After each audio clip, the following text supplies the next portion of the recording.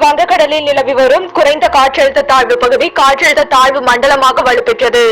வங்கக்கடலில் வடக்கு ஆந்திரா, தெற்கு ஒடிசா கடற்கரை பகுதிகளில் இன்று காற்றழுத்த தாழ்வு பகுதி உருவானது. ஹரியானா சட்டமன்ற தேர்தலில் பாஜக சார்பில் போட்டியிட வாய்ப்பு மறுக்கப்பட்டதை அடுத்து ரஞ்சித் சிங் சௌதாலா ராஜினாமா செய்தார்.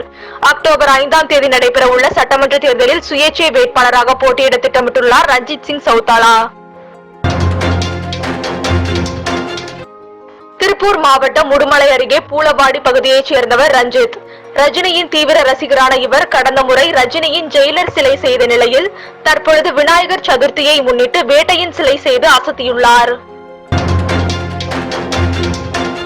விஜயின் கட்சியை தடுத்து நிறுத்துவது திமுகவின் நோக்கம் இல்லை என அமைச்சர் ஏவா வேலு கூறியுள்ளார்.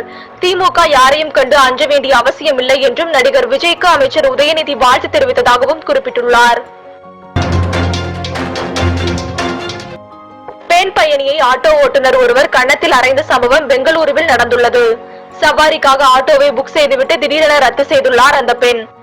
நீண்ட நேரம் காத்திருந்ததாக கூறிய பெண்ணிடம் டிரைவர் சண்டையிட்டு தாக்குதலில் ஈடுபட்டுள்ளார்.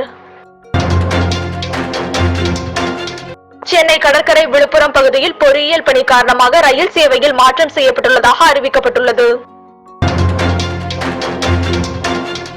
தமிழகத்தின் 6 இடங்களில் 100 டிகிரி ஃபாரன்ஹீட் வெப்பம் பதிவாகியுள்ளது என சென்னை வானிலை ஆய்வு மையம் தெரிவித்துள்ளது. அதிகபட்சமாக மதுரை விமான நிலையத்தில் 105.4 டிகிரி ஃபாரன்ஹீட் வெப்பம் பதிவாகியுள்ளது. கெஜ்ரிவாலின் ஜாமீன் மனு விசாரணைக்கு வரும் நிலையில் செப்டம்பர் 3ஆம் தேதி சிபிஐ குற்றப்பத்திரிகை தாக்கல் செய்துள்ளது.